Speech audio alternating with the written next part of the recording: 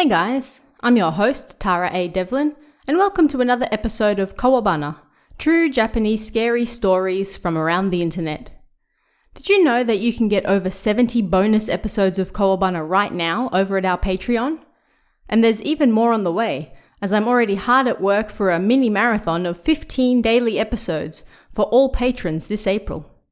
Until then, there's plenty to keep you busy, and it's your support that helps keep this show going. So head over to patreon.com/TaraADevlin to fill up your podcast player right now.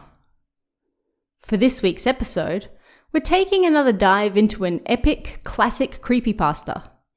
This story was shared in 2011 and instantly became a hit. It has it all. An unsettling story from one's youth. Creepy villages.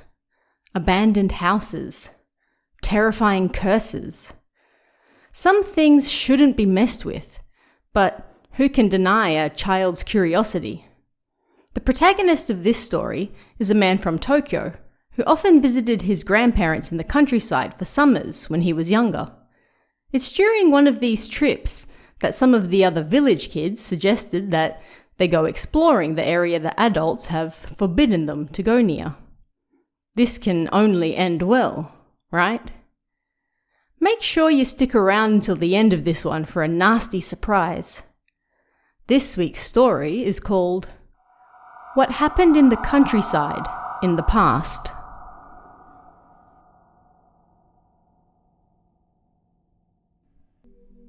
This is the first time I've told anyone this story, but if you're free, please listen.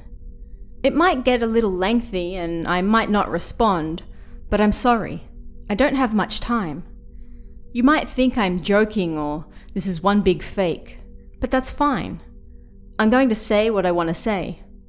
I just hope as many people see this as possible. Let's get right to it. This happened when I was in the 5th grade of elementary school. I was born and raised a single child in Tokyo, and pretty much every summer I'd go and stay with my mother's parents for about a month. Both my parents worked, so usually I was home alone, and that meant that it was usually just me who went to my grandparents' house as well. I was their first grandchild, so they always greeted me with a big smile. They lived in a small village inside a ravine. The north was cut off by a steep mountain, and a highway ran along the bottom of it. There were several stores and houses along the highway, and my grandparents' was one of them. With the mountain in the back, there was little flat land. A river flowed through the middle, and if you walked for just a few minutes after crossing that, you'd reach the mountain. If you followed the road and river uphill for a short while, it suddenly ended in a steep cliff, and that marked the end of the village.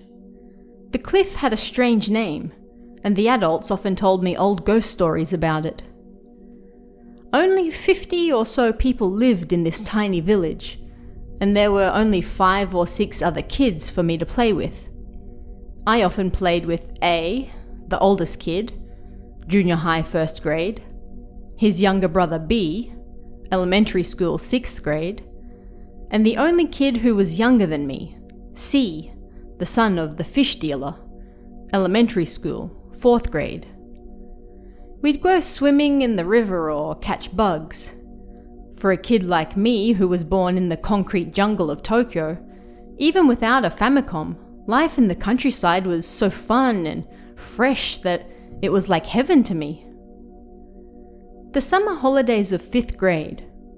Just like I did every year, I took the bullet train and then the local trains and then got on the bus for a 6 or 7 hour trip to my grandparents' house. The next day, I went to visit all my friends, and we started hanging out and playing right away. We even visited the Inari shrine in the southern tip of the village, which the adults always told us to stay away from. We were kids, so we wanted to test how brave we were. It was broad daylight, but the shrine was located deep in the forest facing north, so it was both gloomy and unsettling. There was one more place that the adults told us never to go. This place, or this vague area I'd heard about, was a sawmill and graveyard on the highway heading up the hill towards the cliff. They told us never to go past that graveyard. Nowadays, they've apparently widened the highway and built several tunnels, but at the time, that road was narrow and heavily trafficked all the way from the village to the cliff, so they told us it was a dangerous place to be. For sure, I remember when my parents drove me there one time. The road clung to the cliffside, and a large truck turned the corner over the center line, making my parents honk their horn at it.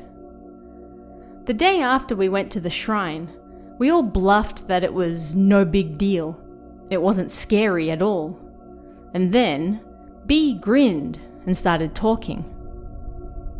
There's a chained road past that graveyard on the ridge, right? Apparently, there's a really creepy house past there, he said.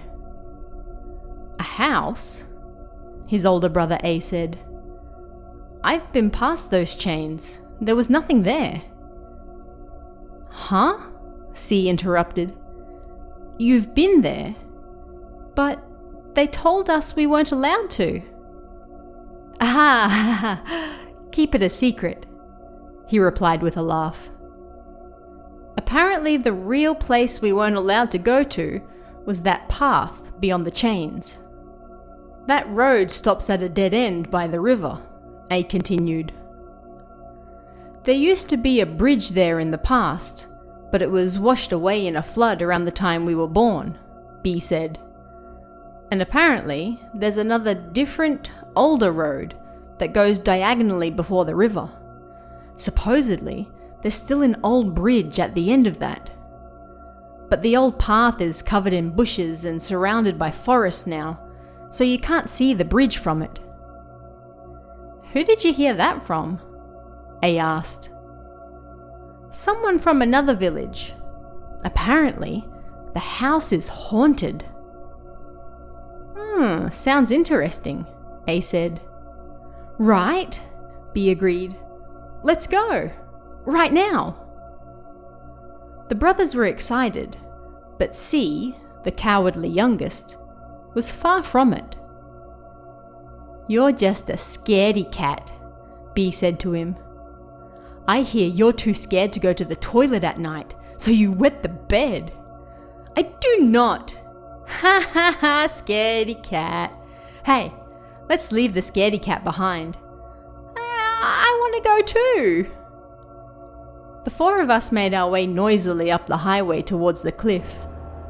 After walking for 10 minutes, we passed through the sawmill and cow sheds. Then there was a large graveyard on the mountainside. We walked another 5 minutes, and on the right-hand side was the chained road that B had spoken of. If you travelled to the area by car, you probably wouldn't even notice it. But when I peeked through the 2-meter wide thicket, I noticed 2 small steel poles about 5 meters ahead, and a chain hung between them. We stepped over the chain, and the wheel ruts soon turned to a moss and wild grass-covered gravel path. As we walked, the path slowly veered towards the right. As we turned into the gloomy trees, sunlight peeked conspicuously through the green tunnel. We hit the river, and the road ended. On the other side of the river, the path continued ahead, like another green tunnel. It was about 10 or 15 meters to the other side, but the trees went all the way to the edge of the water, so it was impossible to see left or right. Concrete lumps that were probably all that remained of the former bridge sat at our feet. Really is a dead end, huh? A said. Hang on. Look, these are the bridge remains, right? And there's a path over there too, B said. So there is. Let's go back. I also heard what to look for to find the old road. We turned back down the curve and, at the base, B pointed to something on the side. See those stones? That's where the old road branches off. There were 2 flat stones, about the size of a human head, next to each other on the ground. One of them was slightly caved in, and according to B, in the past there had been a Jizzo statue on it.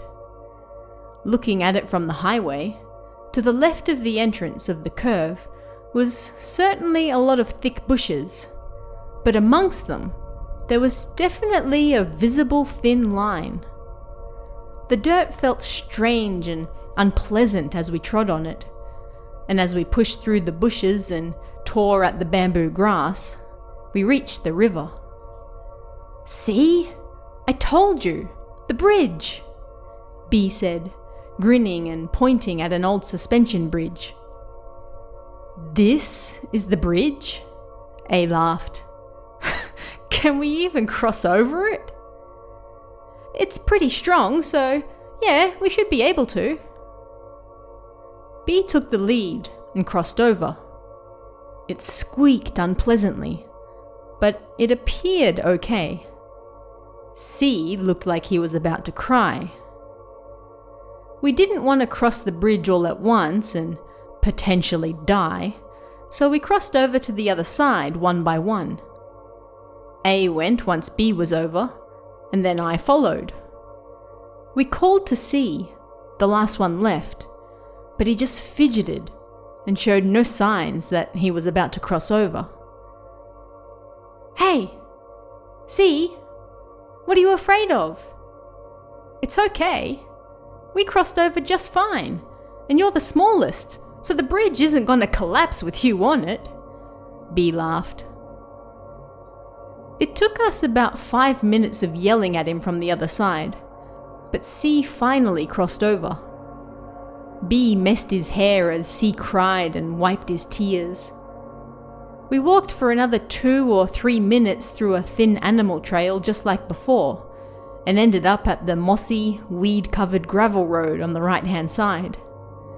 It must have been a road for cars before the bridge washed away. About 100 meters down the road, it bent like an S-curve, and then opened into a wide space with 2 houses. It appeared there had once been more, and the bare surface of the mountain sat close behind them. What had once possibly been houses was now empty lots, and the sudden openness of the area deep in the forest was creepy. The 2 remaining houses were single-story buildings that faced each other on either side of the road. Both were clearly empty, and the house on the left had a small storage room as well. At the entrance to the open space was an old, weathered Jizzo statue that, for some reason, had turned reddish-brown. A and B got all worked up, but C and I were scared and stayed silent. C's eyes scanned the area, frightened. Both houses on either side had their windows and doors boarded up with planks nailed like X's. "Which one do you want to go in first?" B said as he and his brother circled both. Although the atmosphere wasn't the most inviting for it, C muttered in a small voice, "I want to go home." B then screamed from behind the house with the storehouse. We ran over, and he was standing in front of a locked door not covered in planks. "Hey, bro, help me open it," he said to A. A grinned and the 2 of them grabbed the doorknob and pulled. "Stop! You'll break it," C said. "Nobody lives here, it's fine," B replied. He and his brother yelled at the same time and pulled as hard as they could.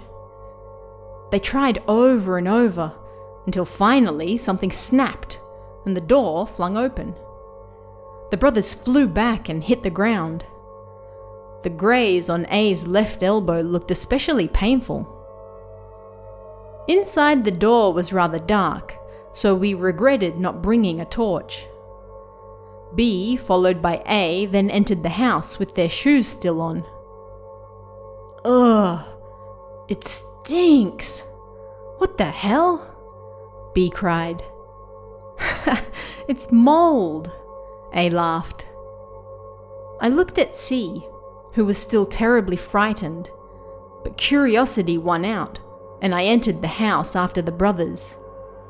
C then screamed, "Wait!" and ran in after us.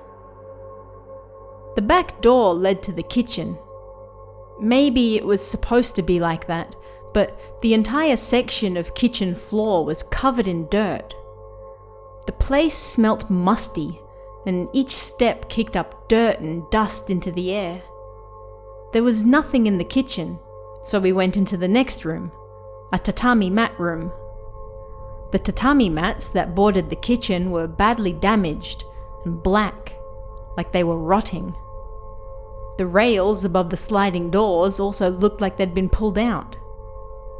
There was a large mirror on one of the walls, and opposite it a calendar from the 1960s, which meant at the time that the house had been empty for close to 20 years. Beneath that was a thick wooden hamper, about 1 meter wide and 50 centimeters tall. A yellowed envelope was stuck to the lid.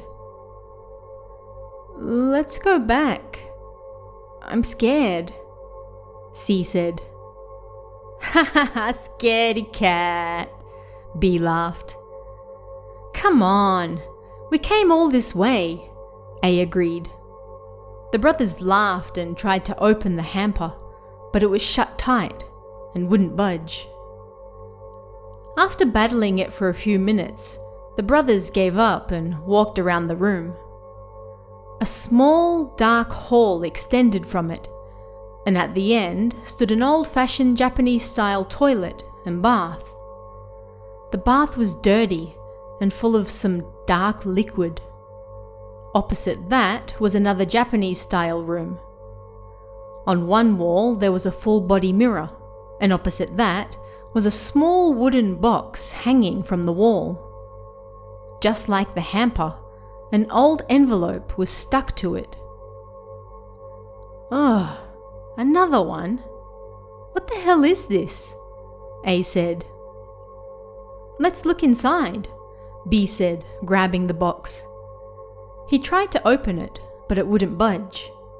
He peeled the envelope off, and then took the paper inside out. "What does it say?" he asked. It's too messy. I can't read it," A said. There was a long line of black that looked like a worm had crawled down the page, and in the bottom left was a dark red stain that looked like something had rubbed against it. "I wonder if it's the same as the other one," B said. He ran back to the hamper with his brother. C and I followed. "It's a little different, but they look similar," A said. Confused, we went back down the hall to explore the house, and after passing the room with the small box, we soon reached the front door. "Ah!" C screamed. "What is it?" B said. "There's a person." C turned away and trembled. I looked closer and there appeared to be a figure on the other side of the mirror. We nervously approached the front door, and on the wall beside it was another full-body mirror. Opposite it was a glass case with a Japanese doll inside. It was hidden in a blind spot, so we couldn't see it from the hall. "Haha, come on, it's just a doll," B laughed. C said nothing. "Seriously, you're such a scaredy cat." C scratched his stomach and blushed. Suddenly seeing a figure in a mirror would scare anyone, not just C. Even I felt a little nervous. Just like the other boxes, there was an envelope attached to the glass doll case with a piece of paper inside with a string of letters and a dark red stain. There was no furniture in the house, and yet there was a box, a hamper, a doll case, and mirrors. The place was creepy, and the situation even creepier. "There's nothing here, so let's check out the other house," B said. His brother agreed. Everyone turned back down the hall, but I stopped and turned back to the front door. Something was strange about the place we saw the doll. Yeah, something was definitely strange. There was no way we should have been able to see it. It was hidden in a blind spot, and we were looking diagonally at the mirror. The doll was facing it head on, so we shouldn't have been able to see it. Even at that very moment, all I could see was an empty shoebox, not the doll. Then C screamed in front of me. "It's open!" The box in the Japanese-style room was open. "Huh? Why?" A said. "Wait. Who opened it?" B laughed. The brothers looked like they were having fun, but they were still sweating. "Hey, B, go check the hamper," A said. "Why? Is B playing a joke? Why is it open?" C continued. "Hey, this one's open too," B called out. "What? Why? Why is that one open as well?" Even now, I still don't know what happened, but hearing the brothers scream, I ran for the front door. The glass doll case was empty. The doll was standing by the door. I wanted to scream, but no sound came out. My mouth dry, I stumbled back towards the others and heard the brothers arguing. "B, stop it! It's dangerous!" "Damn it! It's nothing! Let me go!" I said stop! Let's get out of here! Hey, help me! A screamed at me as he held his brother's arms back. At that moment, the mirror behind them suddenly fell forward. It missed them, but it sounded like all the mirrors in the house were falling over and smashing everywhere. Behind the mirror, the wall was covered in tiny letters written in black ink. Shocked, A let go of his brother. B screamed and went nuts, sending his brother flying and then clinging to the hamper. "Hey, B! Hey, what are you... Ah!" A, looking over his brother's shoulder into the hamper, screamed suddenly and fell back. He scampered back into the wall. B screamed something incomprehensible. I couldn't catch what he was saying, but part of it sounded like a person's name. A, still screaming, got up and ran for the back door. C and I followed him in a panic. We could still hear B bellowing nonsense inside the house. A ran over to the other house and pounded on the door. C and I screamed at him, telling him we should leave and get B some help, but tears streamed down his face and he continued beating on the door. B's babbling continued. Through the wooden planks, we could see B pulling things out of the hamper and tossing them around the room. Then, in the front door, a shadow that clearly wasn't B appeared and slowly made its way towards him. Bang, bang, bang. Gata, gata, gata, gata. Gashang, gashang, gashang, gashang. A completely different sound from A banging on the door began.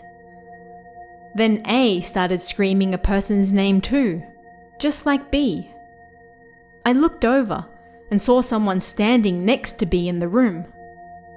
They had no face. No, I saw their face clearly, but it left no impression, like they were faceless. But our eyes met, and I knew they were looking at me. I couldn't even tell if they had eyes or not, but as they looked at me, I wet myself. That was it. I grabbed C's hand, and like a haze had settled over my mind, I ran from the houses. The next thing I remembered was looking at the sky as we staggered past the sawmill back into the village. C continued to cry as I pulled him along. We had left the village just before lunchtime. The round trip to the abandoned houses and the time we spent inside must have only taken about an hour and a half, but as we got back, the sun was already setting behind the mountain and night sweeping in. The sky was a deep indigo blue by the time we got back home, and the adults got upset at us for being out so late and worrying them. I still remember that my wet pants had dried by then. The gathered adults soon realized that neither A nor B was with us and asked what happened. We were so dumbfounded that we probably didn't explain very well. The four of us went exploring. We went to the chained road past the graves. There were abandoned houses there. The strange things that happened inside. A and B acting weird. C and I running away. I told them the story in broken fragments, and the adults listened quietly. They remained silent and pale-faced, all except for one who approached us angrily. It was A and B's mother. She slapped my face over and over, screaming. Then, as she went to grab C, the other adults seemed to come to their senses and restrained her. She screamed at us, foam flying from her mouth. The brother's father fell to his knees and muttered, "What is happening?" Then, a Shinto priest from another village arrived on his bike. There was no way he knew what was going on, and still, he glared at C and I. I sensed something bad, so I came over to see.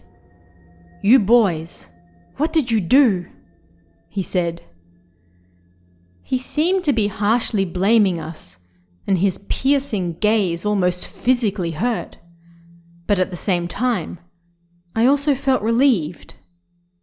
Like we'd be saved. Still, my mind was hazy, and it was like my sense of reality was gone. The adults covered for us and told him what we'd already told them. He started giving out orders, and then took C and I to the Inari shrine. He drew letters on our backs with his finger, and then dropped salt, sake, and vinegar over our heads. "Drink," the priest said, and first we drank the sake, and then the vinegar. Then he screamed and hit our backs as hard as he could. Both of us threw up. As we did, the flame on the candle the priest brought over spun like a whirlwind. We kept going until it was like there was nothing left in our stomachs, and our clothes were covered in it. When we were done throwing up, the haze in my head had cleared as well. We went back to the village and stood beneath the light of a mercury lamp. It was then that we realized the strangeness of what we'd thrown up all over our clothes. It was black. Not pitch black, but more like a dark greyish black. Seeing that made me want to vomit again, but there was nothing left in me, so I just dry heaved. The priest then took us to his shrine, just like that. We stripped down and he dumped water from the shrine well over our heads and made us put on kimonos. Then he again dumped salt, sake, and vinegar over us, and then led us towards the main shrine building. The adults are out looking for A and B now, the priest began. I want you to forget about them. You might not have realized it, but you have done something terrible. What did you see? Did you see the thing that was sealed there? I haven't seen it myself. It was a disaster from my predecessor's time. But I do know what it is. I know what likely happened. There was a large hamper there, correct? That hamper is dangerous. There were 3 mirrors, correct? All of them should have been facing the opposite direction to the neighboring house. The thing with notes hanging on it was too powerful to cleanse. That's why the notes were keeping it pinned down, and the mirrors reflected that power back on it, strengthening them. Past those mirrors is a well. The flowing waters of that well purify the terrifying power held in that house. Our shrine has been tasked with keeping watch over that house throughout the generations, and once a year we go out to see it. The last time we went was just before spring, but it was still too strong, so we were unable to carry it out. Tomorrow I'll go back out and seal the house myself, but I doubt I'll be able to do so completely. To put it simply, that thing is a curse. It's a curse designed to kill people. It brings about calamity. We're not sure who it came from, but it's a terrifyingly strong sorcery. The family members of the house across from the one you snuck into all died, one after the other. They were completely wiped out. And many neighbors in other houses also met with terrible accidents and fell ill as well. In the past, a certain person by the name of lived in the house you snuck into. When this man was young, he was a cheerful youth, but then he got into an argument with the people living across from him. That was when everything started going downhill. He occasionally had trouble with the other houses, but he especially hated those across from him from the bottom of his heart. One by one, all of their neighbors moved away. They continued to suffer from unexplained accidents and illnesses, and they blamed it on him. In the end, only those 2 houses were left. This all happened in the year 1972. Around that time, it seemed like something disastrous happened to the family living across from him every month. A year later, all 5 members of the family were dead. Villagers whispered that it was because that man had cursed them. Nobody wanted to go near him anymore. Then the following year, his entire family died in a single night. He lived alone with his wife. He hung himself while his wife was found boiled to death in the bathtub. But that wasn't all. Their son and daughter, both of whom lived and worked in Tokyo at the time, also died on the same day. An accident and a suicide. Officers who investigated the family's deaths also started to die in accidents and suicides. Several got ill, although I don't know all the details. The curse he used was too powerful. My predecessor at the time, my father, was unable to break it. The entire family died, and their small village fell into ruin. The evil in those 2 houses is too strong. We can't even knock them down. My predecessor first tried to contain the source of the curse and was able to weaken it. But it will be decades until we can cleanse it entirely. And now you've messed with it and brought disaster upon yourselves. You threw most of it up before, but that's not the end. There's still the power of the curse lurking in the house. And of course, B. The curse is so strong that it likely won't overlook you, and there's still B to deal with. Always make sure you keep salt, sake, and vinegar nearby. And this. When the water in this vase seems like it's about to boil, it means disaster is nearby. Sprinkle yourself with salt, drink the sake, and then rinse your mouth with vinegar. You'll need to do this for the next 30 years most likely. But tonight, rest. C. I don't think you even want to, but you mustn't approach that area again. I'll talk to your parents after this as well. If possible, you should move away from this village. Don't ever say A and B's names again. Never. And you're from Tokyo, so don't come back here again. You too must never meet again. You must especially never see each other when you're alone. And you must never speak of what happened. Don't mention it to anyone, not even the other villagers. After today, never speak of it to anyone again. We spent that night in the shrine, and then the next day, I returned to Tokyo. B apparently died in that house. A went crazy outside. Then one of the people who carried B's dead body out of the house died in an accident the next day. 2 more had a mental breakdown and were sent to the hospital. It's unclear what exactly B died of, but apparently he didn't have any injuries, so they ruled it a natural death. There was no way they could allow the police to investigate the house, so apparently the priest and those in power at the village took care of matters quietly. A and B's mother took what happened so badly that she killed herself 6 months later. A short while after that, their father suffered a heart attack and died. My grandparents moved in autumn of that year.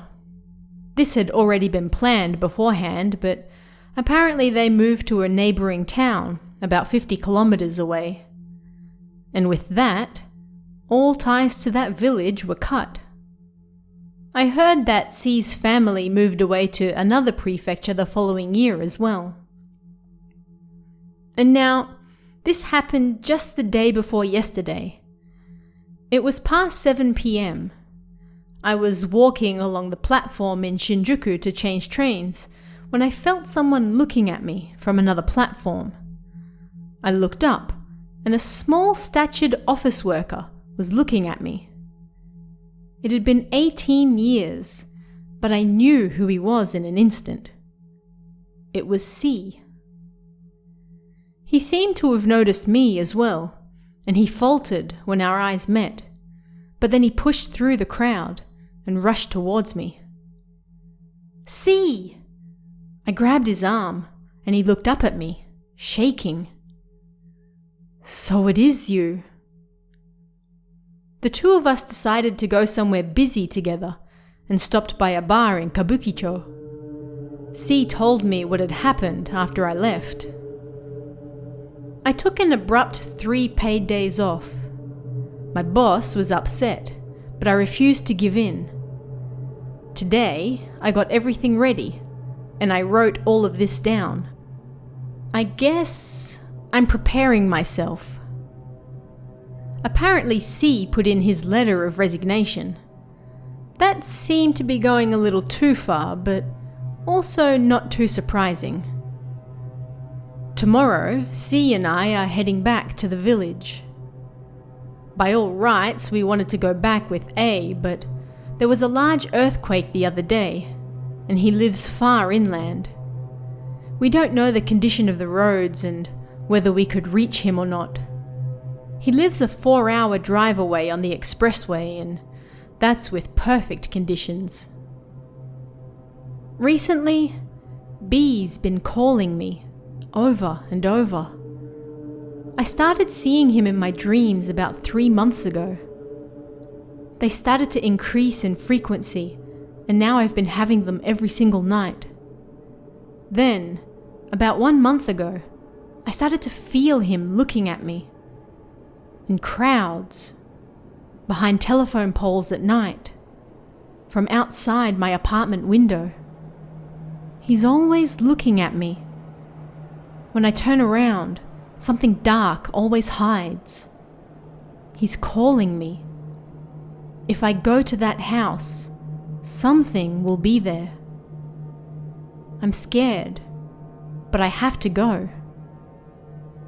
C seems to feel the same way, but I also think he wants to run away. But ever since he ran into me instead, I think he's prepared himself for the inevitable. We can't escape it. When I was in the 3rd grade of university, that bottle of water the priest gave me exploded. It was in the chest pocket of my jacket at the time, so I still have the scars created by the glass fragments. When I called my grandmother to tell her about it, she informed me that the priest and his entire family were dead. His successors, his sons, had also died, so their family line had died out. She was quiet for a moment before she said to me, "You take care too." With the death of the priest who had protected me, and the loss of the precious water he gave me, it felt like a death sentence hanging over my head. The very next day, my grandfather died, and a few days after that, my grandmother. My parents are also dead. Every single time I had an awful dream the night before, someone important to me passed away. Then, the day after, or the day after that, someone I loved would suddenly die. Then, after someone died, I'd remember that the dreams were of B. A few months ago, one of my close friends died suddenly. Right before they died, I got a call from them. We hadn't spoken in a while, and they were troubled. Then, they said B's name. I never told anyone about what happened that day. There was no way they should have known B's name, but they said they were scared of him, and that he was coming. They hung up before I could ask anything more, and then after that, they jumped in front of a train. With that, I no longer have anyone left. I made sure not to make any friends at work. Anyone who gets close to me ends up cursed and dies. C's family is gone as well. His bottle of water also burst. But until that point, nothing had happened to him, so he didn't think much of it. But then, his entire family died. Unable to bear it any longer, he told the story to a university friend, and the very next day, that friend killed themselves. Why are C and I still alive? That's simple. Until we go back to that house, all those around us will continue to die. I don't know what's going to happen there, but I can't keep living like this either. I'm sorry this story was so long, and I doubt anyone stuck around for all of it. But if you reading this leads to summoning the curse upon you too, then I'm sorry. I want to protect my wife, an unborn child. C and I will sacrifice ourselves, and by telling you all this story, I'm hoping it'll spread the curse so far and wide that it weakens it.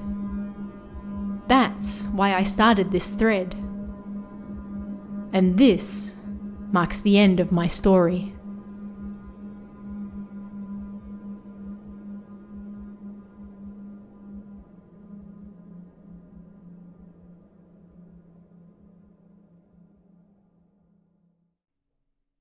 Don't forget to subscribe to the Kowabana YouTube channel at youtube.com/. patreon.com/Kowabana Japan for even more scary and strange stories out of Japan during the week. And to get even more Kowabana episodes and support the show, head over to patreon.com/Tara A. Devlin. Every single bit helps, and it's because of our patrons that this show is still going. Thank you so much. Thanks, guys, and I'll see you again next time for even more Kowabana, true Japanese scary stories from around the internet. Want even more scary stories? Head over to kowabana.net for new translations every week. You can also join our Patreon for exclusive stories you won't find anywhere else. Head over to kowabana.net now.